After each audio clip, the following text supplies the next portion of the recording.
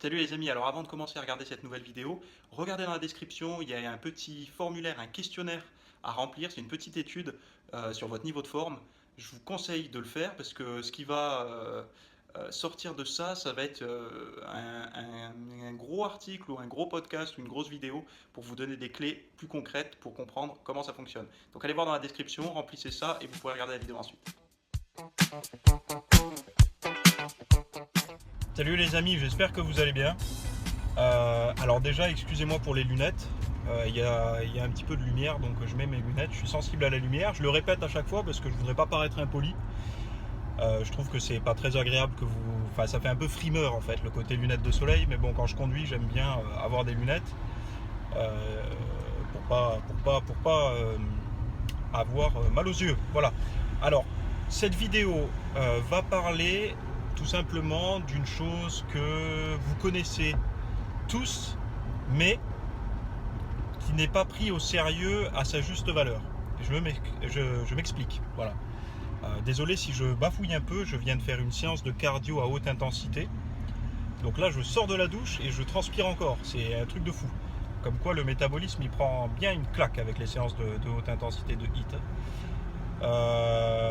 Pour information, je faisais sur le tapis 30 secondes en côte. Alors je l'ai mis à peu près à 9-10 pourcentage d'inclinaison. Et je mettais à peu près la course entre 15 et 18 km/h selon le tapis.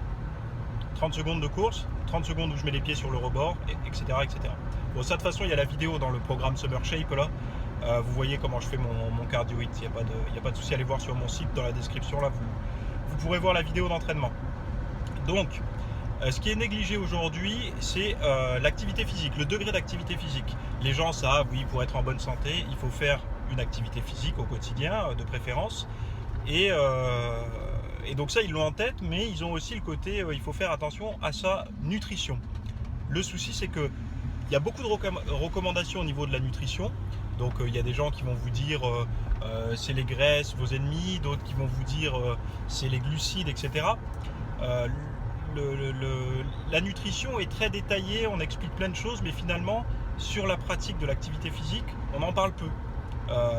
C'est-à-dire qu'on va dire par exemple, il faut faire un sport, donc vous choisissez une activité physique qui vous plaît et puis vous la pratiquez le plus souvent possible, on va dire. Donc que ce soit musculation, football, rugby, danse, etc. Mais ce qu'on ne vous dit pas, c'est que l'activité physique, ce n'est pas seulement du sport. L'activité physique, pour schématiser un petit peu le truc, c'est faire fonctionner ses muscles, c'est-à-dire faire pomper ses muscles. Marcher, bricoler, enfin tout ce qui va actionner différents groupes musculaires. Ça, c'est une activité physique, c'est-à-dire qu'au niveau physique, il se passe quelque chose. Ensuite, regardez un petit peu, alors pour ceux qui ont moins de 18 ans, vous le voyez peut-être pas, quoique.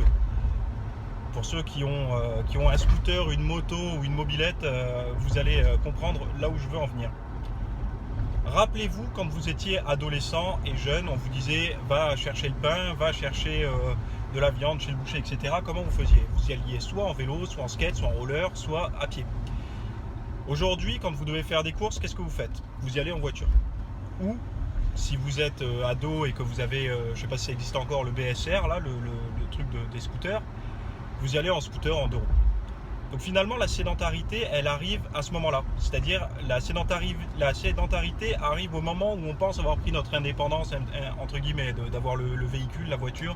Ça nous rend indépendants, on l'utilise, on va un petit peu plus loin que le simple lotissement, notre village et tout ça. Mais par contre, la conséquence qu'il y a, c'est que finalement, on ne s'en rend pas compte. Parce qu'on pense que c'est pas beaucoup finalement de passer d'une voiture à se trimballer à pied pour aller voir ses potes et tout. Mais finalement, c'est énorme. C'est vraiment énorme, énorme. Parce que avec mon vécu et mon expérience de toutes les personnes que j'ai aidées en consultation, il y a beaucoup de personnes qui ne prennent pas du tout ce paramètre dans leurs échecs. C'est-à-dire que par exemple, j'ai eu le cas d'une personne qui venait vers moi en me disant je ne comprends pas, je crois que j'ai un problème de santé parce que je n'ai pas changé ma diète, je m'entraîne toujours autant, mais impossible de perdre du poids, voire j'en prends maintenant, quoi. Je prends du gras alors que j'ai rien changé, je comprends pas. Est-ce que c'est mon métabolisme qui a ralenti? Je comprends pas. Alors je creuse un petit peu, je lui pose diverses questions comme à chaque fois que j'ai une consultation. Et puis il s'avère que cette personne, elle est passée, elle a eu une promotion au niveau professionnel. Elle est passée d'un emploi finalement comment on peut dire, d'employé manutentionnaire, on va dire, au niveau à l'usine manuelle, qui se servait, qui restait debout déjà toute la journée, qui servait de ses membres, etc.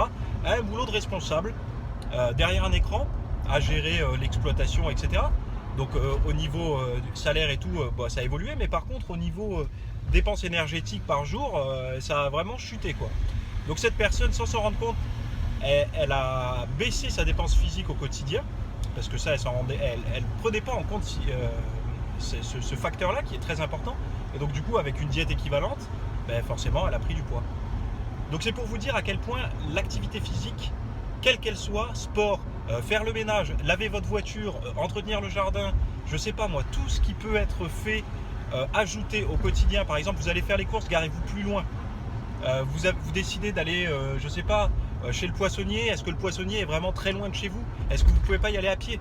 Est-ce que vous pouvez pas prendre votre petit sac à dos y aller? Chaque petite action, alors là, c'est comique parce que je vous fais la vidéo et je suis en voiture. Mais bon, là où je vais, honnêtement, si je devais y aller à pied, il aurait fallu que je parte avant-hier. Bref. Mais en tout cas, toutes ces petites actions que vous allez faire au quotidien, au niveau physique, ça va vous aider. Et prenez-en un petit peu, par exemple les vidéos qui vont sortir sur cette chaîne YouTube là, donc abonnez-vous si vous voulez les voir, ça va être sur le cerveau, la motivation, etc. C'est suite à l'expérience et que j'ai eu de discuter avec le professeur Pierre-Marie Liedo. L'activité musculaire, donc à partir du moment où on fait fonctionner ses muscles, au niveau des muscles, il y a des substances, alors comment il appelle ça, neurotropiques je crois, des substances finalement bénéfiques au cerveau, c'est-à-dire que le fait d'activer ces muscles va libérer dans le sang des substances chimiques positives au bon fonctionnement du cerveau. Donc encore une chose qui est plutôt sympa, surtout pour les personnes qui sont en permanence derrière un écran. Regardez, prenez un petit peu de recul et observez une personne qui est tout le temps derrière un écran. Donc si vous avez un travail de type sédentaire, regardez ce que vous faites. Vous arrivez au bureau, vous asseyez et vous êtes comme ça, contracté toute la journée devant votre écran. Parce qu'on dit on est relax, mais c'est faux, on n'est pas relax quand on travaille derrière un écran. Et vous vous en rendez bien compte quand vous rentrez chez vous, vous vous posez dans un fauteuil ou quand vous prenez votre pause déjeuner. Vous n'avez pas la même sensation de confort. Quand vous n'avez pas besoin de travailler, vous êtes relax, vraiment bien posé. Par contre, quand vous êtes au travail, inconsciemment, vous en rendez pas compte, mais vous êtes contracté comme ça, tout recroquevillé, les épaules en avant. D'ailleurs, c'est pour ça, vous allez voir, tous ceux qui travaillent sur ordinateur, ils ont des pathologies au niveau des épaules. Donc ça, c'est pas pour rien. Il y a une contracture des muscles, même si on s'en rend pas compte. Et donc, voilà, prenez un petit peu de recul, regardez cette situation. Regardez les gens, par exemple, qui sont fumeurs, ils vont plusieurs fois prendre une pause dans la journée, même s'ils ont des travails de bureau. Ces pauses, elles durent peut-être 5 minutes, 4-5 fois par jour de boulot. Faites pareil, prenez une pause de 4-5 minutes et faites le tour, je sais pas, de votre open space, vous sortez dehors, vous montez les marches. Chaque petite action, vous ne vous en rendrez pas compte, mais c'est ultra bénéfique. Et là, je parle vraiment pour tous ceux qui veulent prendre soin de leur santé et surtout de leur tour de taille, qui ont du mal à perdre du poids. Toutes ces petites actions vont faire du bien à votre corps.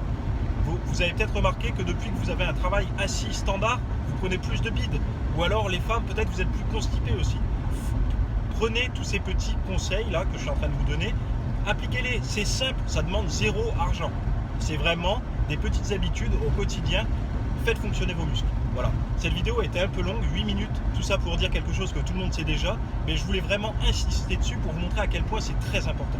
Voilà, si cette vidéo vous a plu, si je vous ai pas trop emmerdé avec mon dialogue et surtout si je vous ai pas, je sais pas moi, un peu froissé avec mes lunettes de soleil, vous pouvez vous abonner, laisser vos commentaires et puis aller voir sur mon site internet www.fitnessmiss.fr toutes mes dernières vidéos. Voilà, je vous dis à plus, ciao.